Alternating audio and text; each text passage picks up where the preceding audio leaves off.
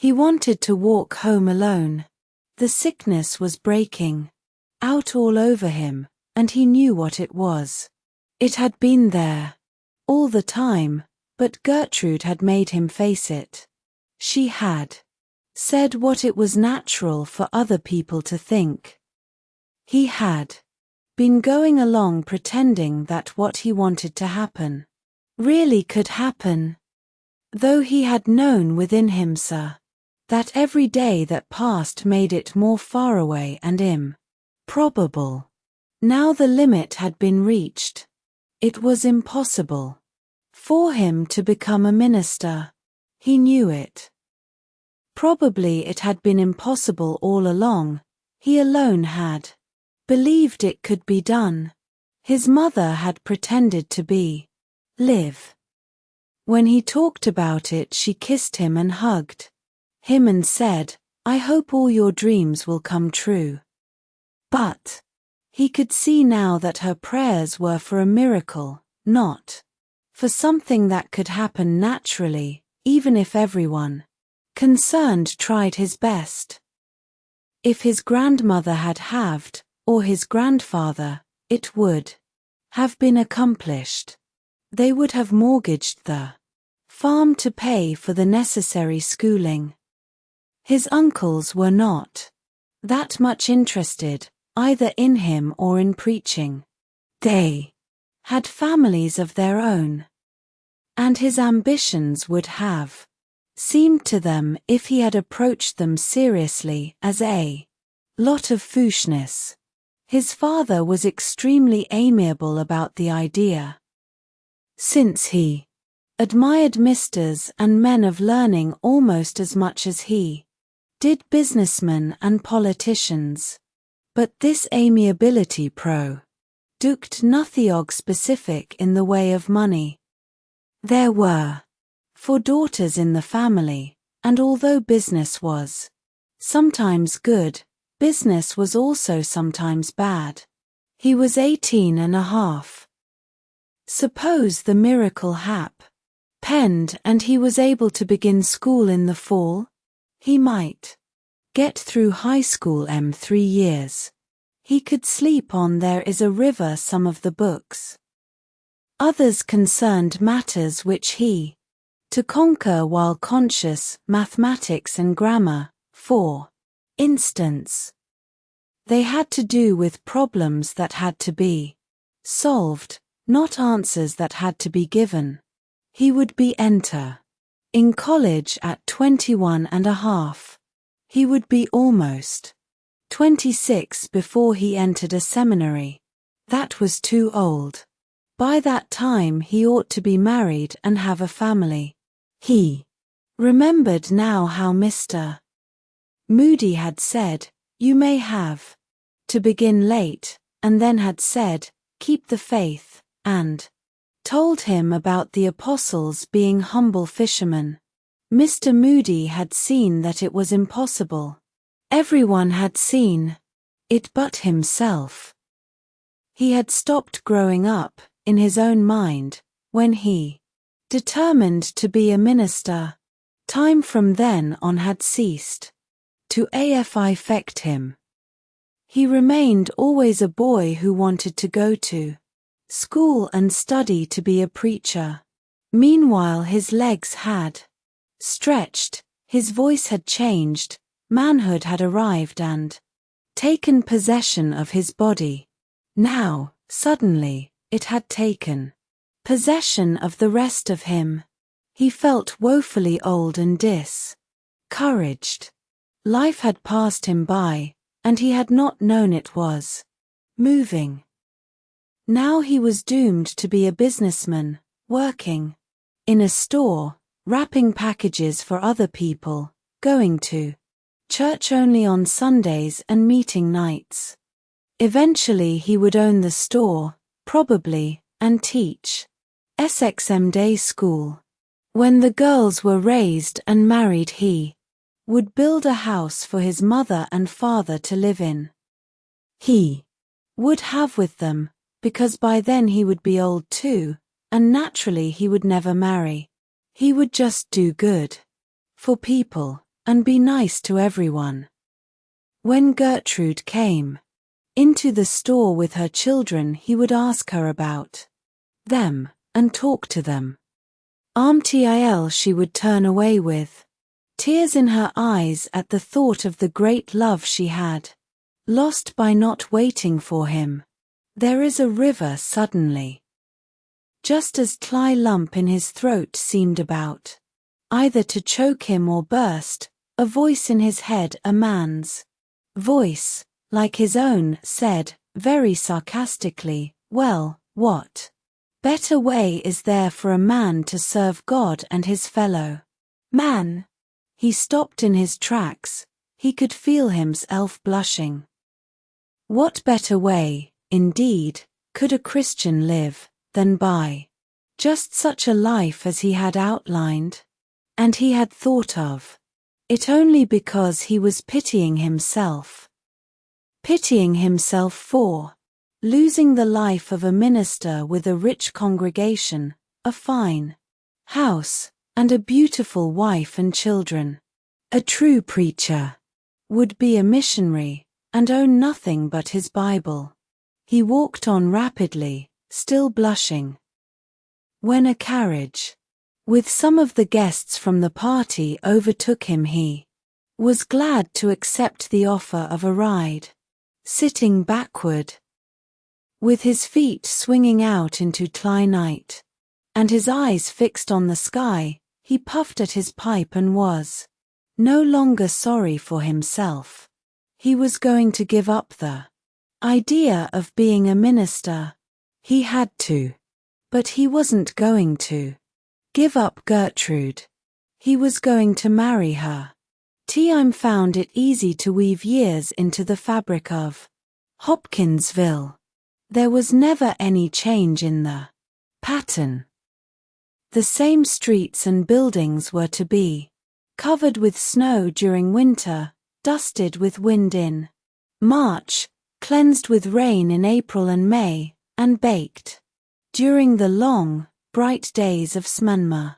The winters were cold, the springs wet, the summers hot. And the autumn P.S. Gelnrins with soft air nd leaves turned yellow. W. Russet, M.D. to Edgar, who was in love and happy, the calendar and the earth were all that turned. His heart stood still, afraid to beat lest it tick away into memory the wonder of her feeling for him. That he loved her was not a source of happiness to him. It was a hunger which had constantly to be fed, and which could turn from ecstasy to torture if the supply of nourishment were cut off. Lef happy smiley was her loy. Iquel carrot that carrot on stanty lie. Thrilled him thati. Carroty did not tire of him, that she liked being with him, that of her own choice she chose his company. There is a river above anyone else's, was at times almost more than he could bear. All his life he had yearned for things that were beyond him. He had become used to dreams that never came true. He was like a boy who had idly wished for wings, and suddenly found himself flying through the air. He would be thinking about her as he worked carrot in the store, wrapping a package or putting some new books on the shelves, when it would strike him that she was probably at the same moment thinking of him. He would see her moving through the living room, picking up the book he had brought her to read. He would see her hand reach for the pages. He would follow the blood of her pulse up the slim arm to the clear, small face and the dark eyes, always so full of concern. He would look at the masses of hair piled on her head like a basket, and look down into her head, trying to see what thoughts of him were moving through it. His hands would tremble, his face would flush, and he would move quickly to do something that would take his whole strength. and help him to still the wild beating that came up from his heart and flowed out through every part of him. He would move his thoughts away from her then, for safety's sake. He would send them through the house in which she lived, pausing at each detail, taxing his memory to remember how it looked and what he had been told about it. It steadied him to do this. It made his mind work, while his heart, in the background, slowed down to a normal beat. Next to the parlor of the hill was the great hall, fronting on the porch, and larger than an ordinary room. In it were 2 large secretaries, one against each side wall. They were massive pieces of oak that reached to the saying. The upper part of each was shelved, with glass doors, the middle portion was a desk, the lower portion was shelved, with solid doors. Each desk had a lamp, and there was a large lamp. There is a river with a white shade, for reading. The shelves of the secretaries were filled with books. There were easy chairs scattered around for the library customers. He had not seen the bedrooms. There was one on the other side of the hall and 2 more between it and the rear of the house, but he had heard about the Middle one, which Aunt Kate shared with Gertrude's mother. There were 2 beds, of oak, and these beds had feather mat tresses. Aunt Kate had plucked the feathers for her mat tress. Lizzie, as Aunt Kate called her older sister, had plucked the feathers for her mattress. Each had done her own stuffing, sewing, and shaping. Every day they made up their beds, neither accepting assistance from the other. Each had her particular technique, and no one was allowed to touch either bed, for any purpose, except the owner. Each sister had a rocking chair. They were made of oak, with strong cane bottoms. As they moved about the house during the day, they took their chairs with them, carrying them out into the backyard in summer. The chairs were as sacred as the beds, but their sanctity was sometimes violated. The sisters were continually accusing each other of occupying the wrong rocker. In the rear of the house was the dining room. It had an enormous oak table that dwarfed all the other furniture. Sideboard, chairs, buffet. In one corner, fastened against the wall, was a large medicine chest, full of all sorts of patented drugs and home remedies. Aunt Kate constantly predicted that everyone in the house was going to be poisoned, because medicines for the cows, chickens, dogs, and human beings were all kept together in the chest, without even a differentiation of shelves to identify them. "I'll go in there some dark night and get the wrong thing," Aunt Kate would say, "and that will be the end of me." Then there was the back room, with its famous pot-bellied "there is a river" stove. Old Mrs. Salter was a strict Christian. She constantly lectured her sons on such evils as cards, dice, and liquor, and promised dire punishment if she ever discovered evidence that the boys were indulging in any of them. One winter day she found a pack of cards in Will's pocket. She called the family together, made a speech, and, opening the door of the stove, cast the cards into the flames. They were celluloid. The stove exploded, blowing off its door, tossing its HD into the air, and scattering fire over the room. No one was hurt, and the wandering firebrands were collected and extinguished. Mrs. Salter said nothing, But she seemed rather pleased. The explosion had somehow proved her point. He residents of the hill lived at peace with the world, and warred pleasantly among themselves. Sam Salter had established complete democracy in his home. ILC Ontro.